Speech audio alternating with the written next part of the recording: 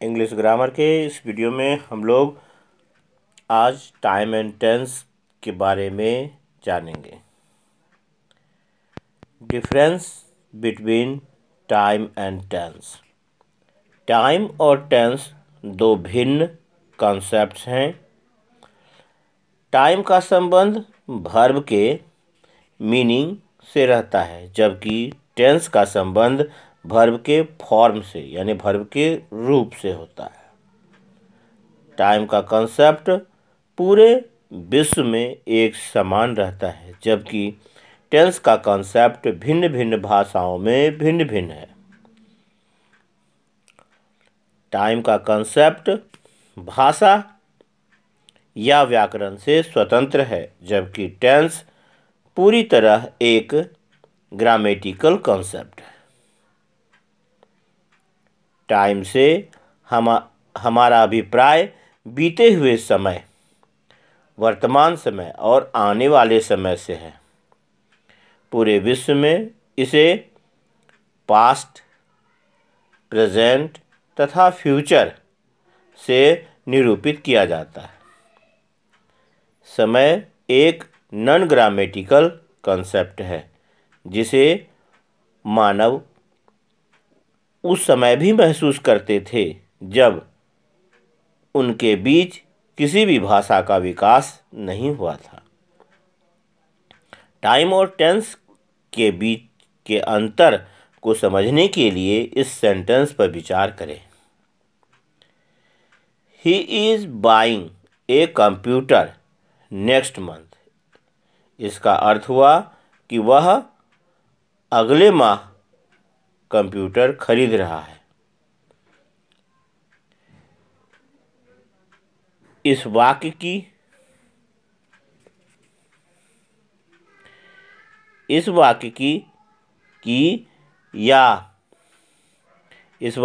क्रिया जो है वह प्रेजेंट टेंस में है, परंतु इसे फ्यूचर टाइम का बोध हो रहा है। यदि टाइम और टेंस दोनों एक ही कॉन्सेप्ट होते तो प्रेजेंट टेंस से केवल प्रेजेंट टाइम का ही बोध होता, फ्यूचर टाइम का नहीं।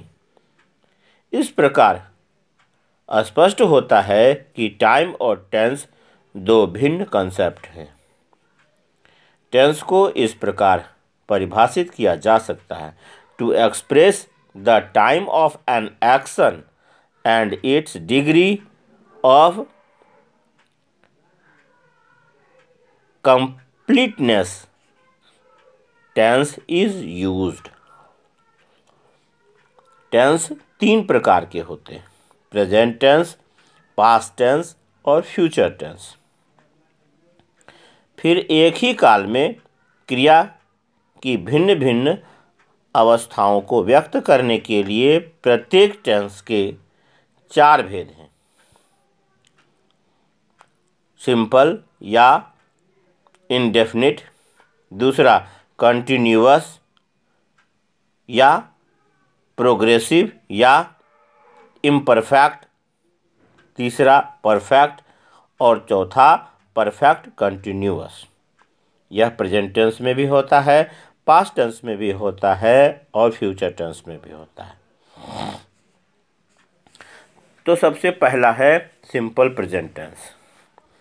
इसमें जो सेंटेंस का स्ट्रक्चर है वह इस प्रकार से है: सब्जेक्ट प्लस V1 या V5 प्लस ऑब्जेक्ट या कॉम्प्लीमेंट,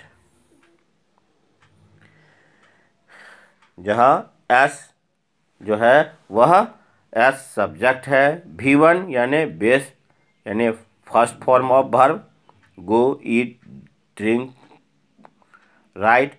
V5 यानी V1 प्लस S या ES, जैसे गो है तो goes, eats, drinks, writes. O से ऑब्जेक्ट और C से कॉम्प्लीमेंट। अब number A, simple present tense में बेस फॉर्म या first form of the verb का प्रयोग थर्ड पर्सन सिंगुलर नंबर के सब्जेक्ट को छोड़कर बाकी सब सब्जेक्ट्स के साथ होता है, जैसे I go to school daily, you take exercise in the morning, we do our work regularly, they drink milk every day. B, यदि subject third person singular number में हो तो फर्स्ट फॉर्म ऑफ वर्ब के साथ S या S जोड़ दिया जाता है, जिसे V5 कहते हैं। वर्ब का पांचवा रूप एस या एस जो है वह जोड़ा जाता है। यानी कहने का अर्थ है कि थर्ड पर्सन सिंगुलर नंबर में एस या एस को जोड़ा जाता है सेंटेंस के साथ में। जो सब्जेक्ट होता है उसका जो वर्ब होता है उसमें एस या एस लगाते हैं। जैसे Ram works hard, she speaks the truth, Sonali goes to school daily, he learns this lesson. अब ध्यान देने योग्य बातें हैं जो टर्म्स में हैं वह इस प्रकार हैं। यदि वर्ब का लास्ट लेटर एस हो, एस एच हो, डबल एस हो, सी एच हो, एक्स हो, ओ हो या जेड हो तो उसके साथ यस जोड़ते हैं। यदि ऐसा नहीं है तो उसमें केवल एस लगता है। कहने का अर्थ है कि अगर वर्ब का लास्ट लेटर एस नहीं है, एस एच नहीं है, डबल एस नहीं है, सी एच नहीं है, एक्स ओ या जेड नहीं है तो उसमें एस सिर्फ लगेगा। यदि वर्ब का लास्ट लेटर वाई हो और उसके पहले कोई कॉन्सोनेंट हो तो वाई को आई में बदलकर उसके साथ एस जोड़ते हैं। जैसे कैरी का कैरीज तो CARRIES कैरीज हो जाता है। फ्राई FRY फ्राई तो FRIES फ्राइज। यदि वर्ब का लास्ट लेटर वाई हो और उसके पहले कोई वॉवेल हो तो एस जोड़ा जाता है। जैसे PRAY प्रे तो प्रेज PRAYS प्रेज, उसमें कोई बदलाव नहीं होता है, सिर्फ उसमें एस जुड़ जाता है। अगर उस वाई के पहले कोई वॉवेल है तो, अगर वाई के पहले कोई कॉन्सोनेंट है तो वह वाई आई में बदल जाता है। डू और डज का प्रयोग इंट्रोगेटिव, नेगेटिव, एम्फैटिक सेंटेंस में किया जाता है।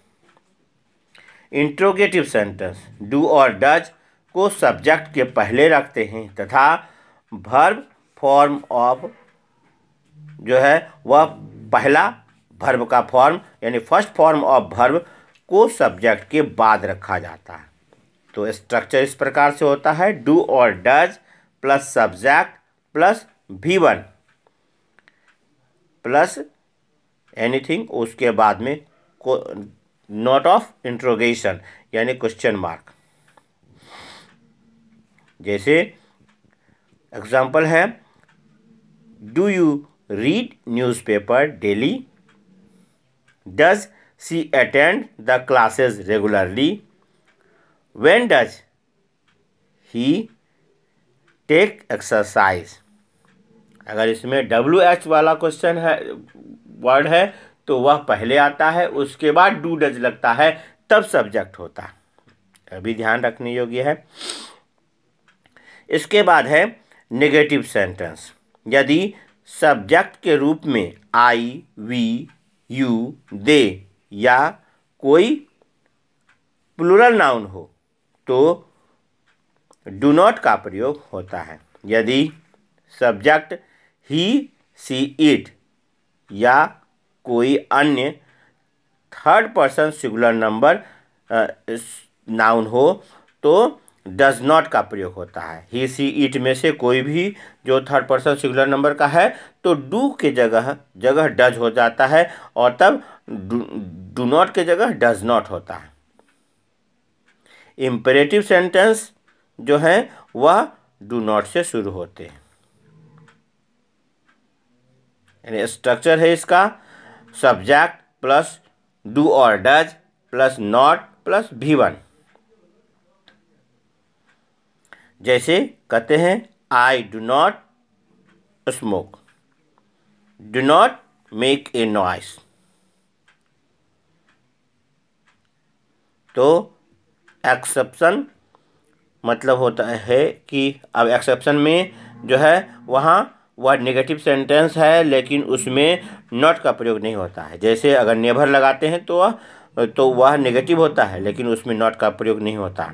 जैसे कहते हैं ही नेवर टेक्स अल्कोहल, यहाँ पर नेवर लगा है, मतलब इसका मतलब ही हो जाता है कि वह कभी भी अल्कोहल नहीं लेता। They do not tell a lie. He does not take alcohol। तो यहाँ पर does not, तो क्योंकि ही सी इट थर्ड पर्सन होता है तो उसके साथ में जो है वह डू के स्थान पर डज का यूज किया जाता है उस अनुसार से।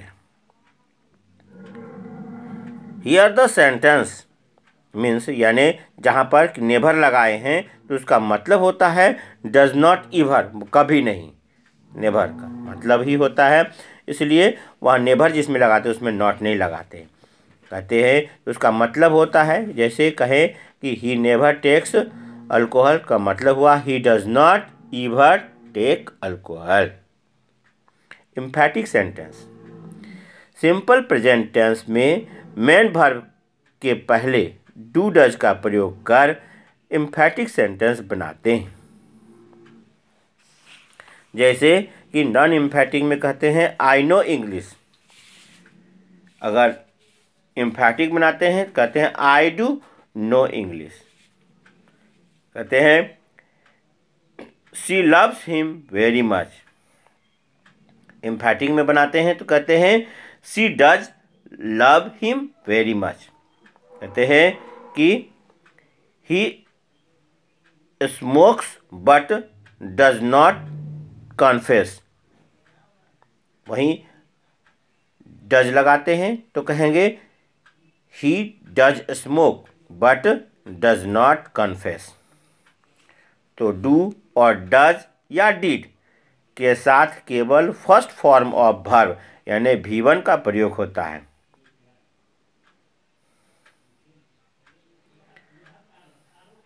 जो एम्फैटिक सेंटेंसेस हैं उसमें जो है वह डू डज का प्रयोग अगर हम करते हैं तो उसमें कहते हैं उसको जोरदार बनाने के लिए यानी पूरा बल देने के लिए, प्रभावी बनाने के लिए डू डज का प्रयोग किया जाता है।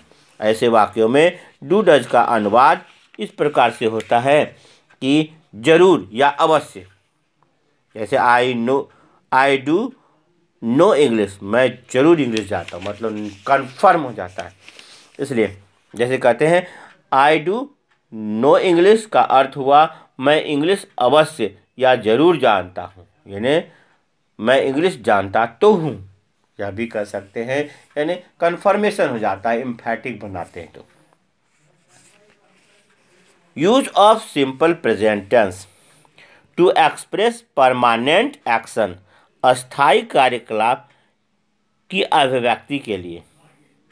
जैसे कहते हैं I live in Patna, she runs a beauty parlour, Sanjay comes from Ranchi, Independence Day falls on 15th of August. तो यह सब है परमानेंट एक्शन का expression. To express routine action यानी नियमित कार्यकलाप की अभिव्यक्ति के लिए, जैसे जो हम प्रतिदिन क्या करते हैं वह रूटीन हमारा होता है। जैसे कहते हैं I get up at 5 AM, my father goes to office at 9 AM, I continue my study for 3 hours, he completes his homework in the morning। यह सब हमारे रूटीन वर्क में यानी रूटीन एक्शन में आता है। टू एक्सप्रेस हैबिचुअल एक्शन यानी आदतन जो कार्यकलाप होते हैं उसकी अभिव्यक्ति के लिए सिंपल प्रेजेंट टेंस का प्रयोग किया जाता है। इस प्रकार के सेंटेंस में इन एडवर्ब्स ऑफ फ्रीक्वेंसी का प्रयोग होता है, जैसे always, often, sometimes, never, Seldon, generally, regularly, usually, rarely, normally. यह सब एडवर्ब्स ऑफ फ्रीक्वेंसी का प्रयोग जो है वह हैबिचुअल एक्शन को बतलाने के लिए किया जाता है। जैसे सेंटेंस है, शी ऑलवेज कम्स लेट। कहते हैं, he never comes on time. They rarely tell a लाई।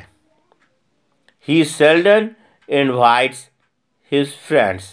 तो यह सब हैबिचुअल एक्शन को बतलाने के लिए इस तरह के ऑलवेज, रेयरली, नेवर, सेल्डन आदि का प्रयोग यहाँ पर किया गया। टू एक्सप्रेस यूनिवर्सल ट्रूथ, यानी तो जनरल ट्रूथ या प्रिंसिपल, जो मुख्य बातें हैं, सिद्धांत है या चिरंतन सत्य है या नहीं तो सामान्य सत्य है, तो इसको बतलाने के लिए भी जो है सिंपल प्रेजेंट टेंस का प्रयोग किया जाता है। जैसे कहते हैं, milk is white, sun rises in the east, failures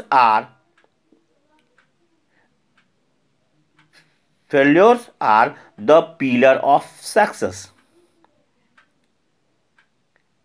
a molecule of water consists of 2 atoms of hydrogen and 1 atom of oxygen। तो यह सब यूनिवर्सल ट्रूथ के रूप में आता है, जनरल ट्रूथ है, और यह प्रिंसिपल है यानी सिद्धांत है, सिद्धांत के रूप में आता है। तो उसका एक्सप्रेशन भी हम लोग सिंपल प्रेजेंट टेंस में करते हैं। To express planned future action, यानी फर्म डिसीजन, निश्चित डिसीजन या प्रोग्राम्स को बतलाने के लिए, भविष्य में होने वाले कार्यक्रम, निर्णय या योजना की अभिव्यक्ति के लिए भी जो है सिंपल प्रेजेंट टेंस का यूज किया जाता है। इस प्रकार के वाक्यों में फ्यूचर टाइम बतलाने वाले एडवर्ब ऑफ टाइम का प्रयोग होता है, जैसे tomorrow, next day, next week, next month, next year. तो ये सब वर्ड्स जो हैं वह फ्यूचर टाइम्स को बतलाने वाले एडवर्ब्स हैं। जैसे कहते हैं, she gets married next year, the plane takes off at 10 AM, I leave for Delhi tomorrow, मैं कल दिल्ली जाऊंगा। तो यहाँ पर है, फिर कहते हैं, we sail for England next month, हम लोग अगले साल, हाँ, हम लोग अगले महीने लंदन जाएंगे। या कहते हैं, we sail for England next year, तो हम लोग अगले साल या अगले महीने, इस प्रकार से हम लोग फ्यूचर के टाइम्स को बतलाने वाले एडवर्ब्स का भी यूज़ करते हैं, जो सिंपल प्रेजेंट्स में प्रयोग में लाया जाता है। टू एक्सप्रेस पोजेशन या ओनरशिप, अधिकार या स्वामित्व को व्यक्त करने के लिए भी जो है इसका प्रयोग होता है। जैसे कहते हैं, I have a car, he holds the powerful post, he owns a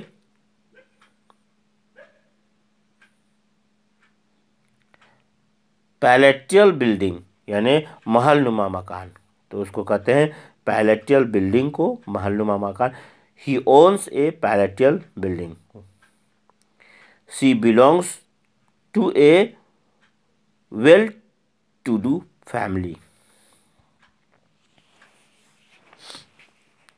इस प्रकार से पोजीशन यानी ओनरशिप को भी बतलाया जाता है।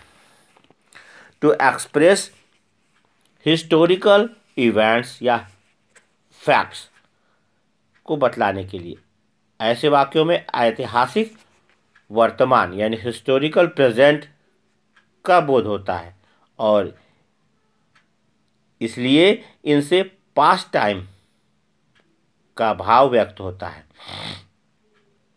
जैसे कहते हैं इंडिया बिकम्स फ्री इन 1947। 1947 में भारत आज़ाद हुआ, तो यह हम वर्तमान में कहते हैं कह रहे हैं हुआ है, लेकिन यह बीते हुए समय में की अभिव्यक्ति को बतलाता है। The battle of Panipat begins. Panipat की लड़ाई शुरू हो गई। Mahatma Gandhi died in 1948। महात्मा गांधी मरे हैं 1948 में। तो यह हम कहते वर्तमान में है, प्रेजेंट में है, लेकिन यह पास्ट टाइम के भाव को व्यक्त करता है। टू एक्सप्रेस कोटेशन, कथनों को व्यक्त करने के लिए। जैसे कहते हैं kids say beauty is to see not to touch. Sally says, if winter comes, can spring be far behind?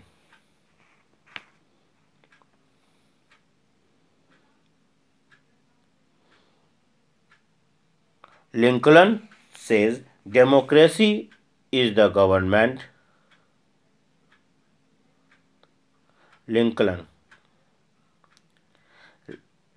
Lincoln says, democracy is the government of people, for the people and by the people.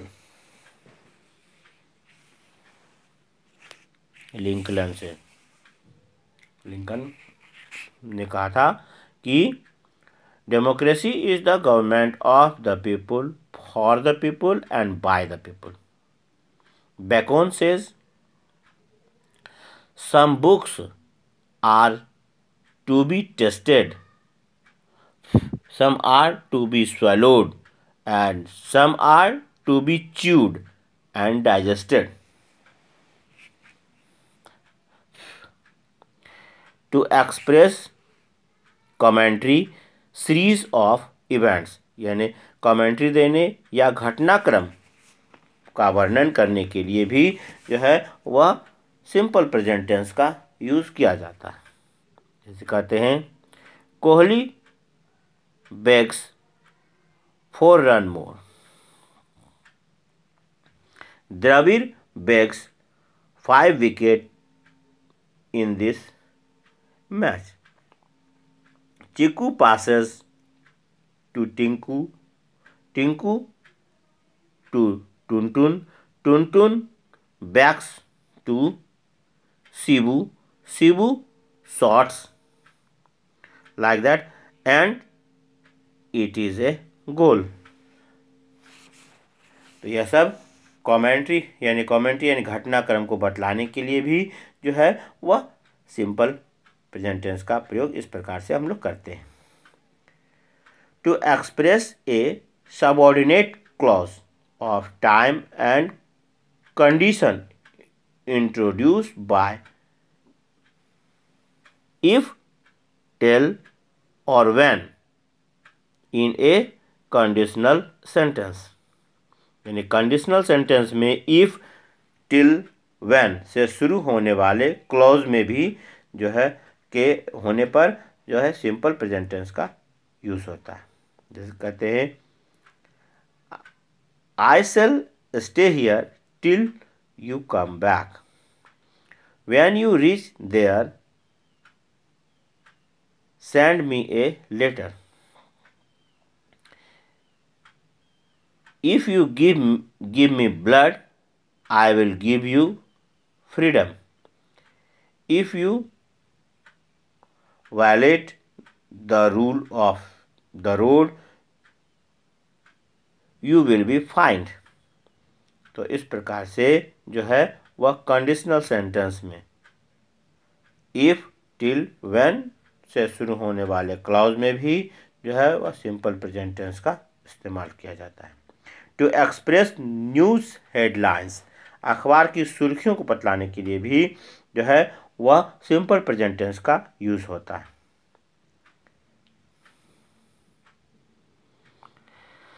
जैसे कहते हैं extremist किल 50, यानी आतंकियों ने 50 लोगों की हत्या की।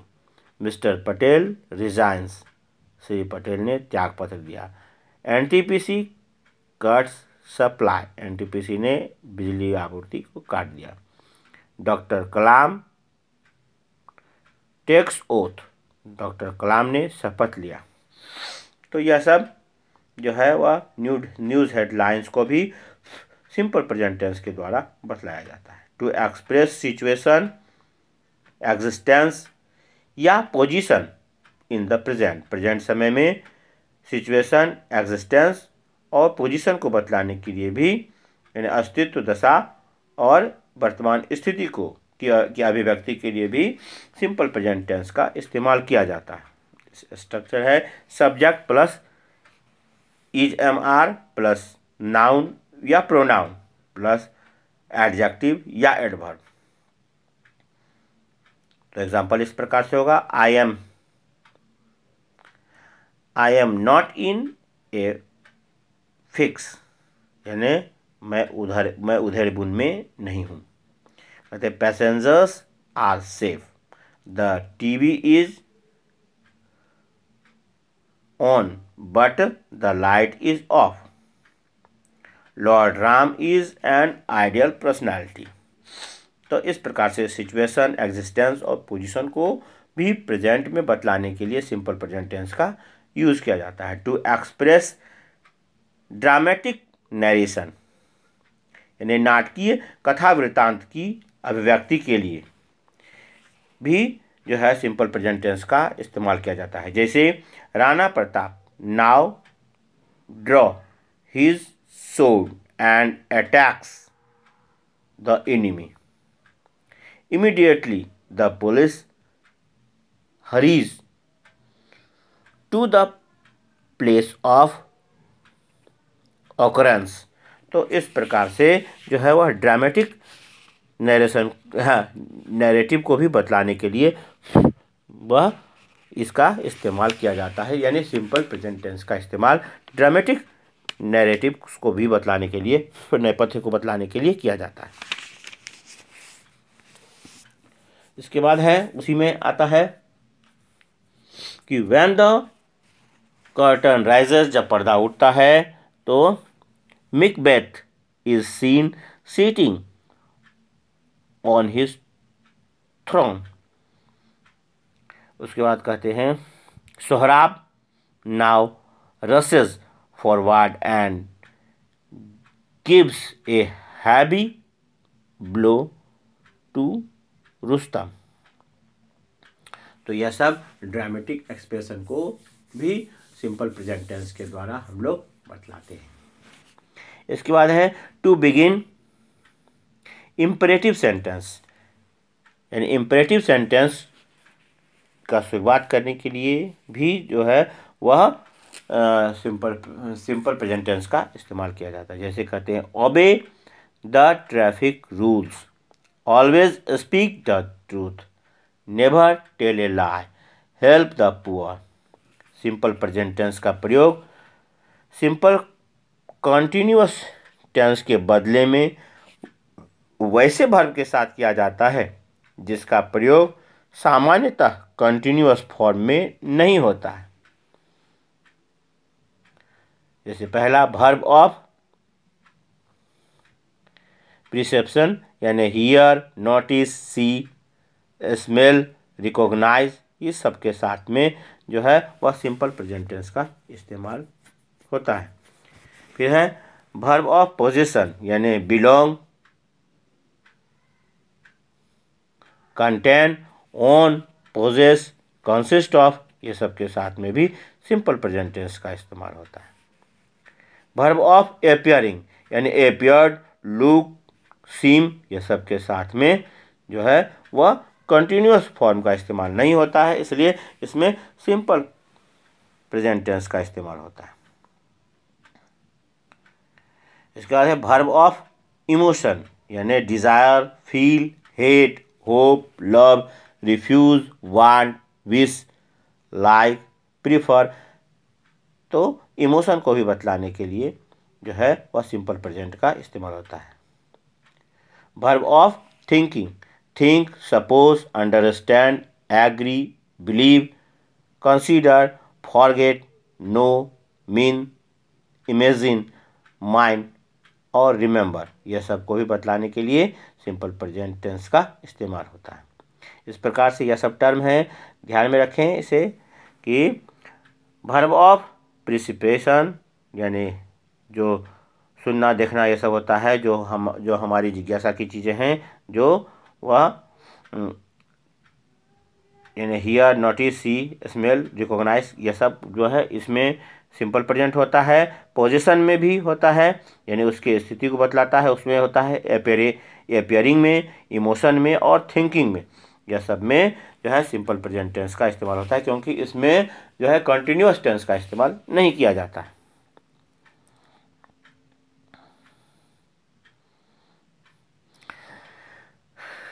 तो हम लोग जो कहने का अर्थ है कि जैसे कहते हैं I am having a car, यह रॉन्ग होता है। इसकी जगह हम कहेंगे आई हैव ए कार, तो यह सही होता है। जैसे कहते हैं I am thinking he is honest, बोलने का हम लोग बोल देते हैं, लेकिन यह रॉन्ग होता है। कहने का अर्थ है जब हम यह कहेंगे तो वह सही होगा I think he is honest. फिर यह कहना गलत होता है शी इज लुकिंग सैड, यह कहना गलत होगा शी लुक्स सैड। फिर यह कहें कि a child is liking sweets, तो यह रॉन्ग होगा। वहीं अगर कहते हैं ए चाइल्ड लाइक्स स्वीट्स, तो यह सही होता है। फिर कहते हैं these mangoes are tasting sweets, तो यह रॉन्ग होगा। वहीं कहना कि दीज मैंगोज टेस्ट स्वीट, तो यह सही होगा। तो इस प्रकार से हम लोग जो है प्रेजेंट कंटिन्यूअस टेंस में में अगर करते हैं तो उसका अर्थ बदल जाता है, और इसलिए सही अर्थ के लिए हम उसका प्रयोग करते हैं। जैसे कहें कि सी इज, कहते हैं सी इज हैविंग ए बाथ, तो इसका मतलब होता है busy, busy in taking bath, मतलब वह नहाने में व्यस्त है। सी इज हैविंग ए बाथ। फिर कहते हैं he is feeling better now, तो मतलब हैज़ बिकम से आता है। फिर कहते हैं I am thinking of joining A private company, तो हैज़, इसका मतलब जो होता है एम थिंकिंग का हैज़ एन आइडिया ऑफ से आता है, तो इसका मीनिंग चेंज हो जाता है। अगले भाग में प्रेजेंट कंटिन्यूअस होगा। इस भाग को अपनी सुविधा के अनुसार से सुने। इसमें जो है टाइम एंड टेंस के बीच का डिफरेंसेस है, और सिंपल प्रेजेंट टेंस कहाँ कहाँ यूज़ किया जाता है वह है, और इसमें वे सारे टर्म्स हैं जिसमें जहाँ हम लोग सिंपल प्रेजेंट टेंस का यूज़ करते हैं।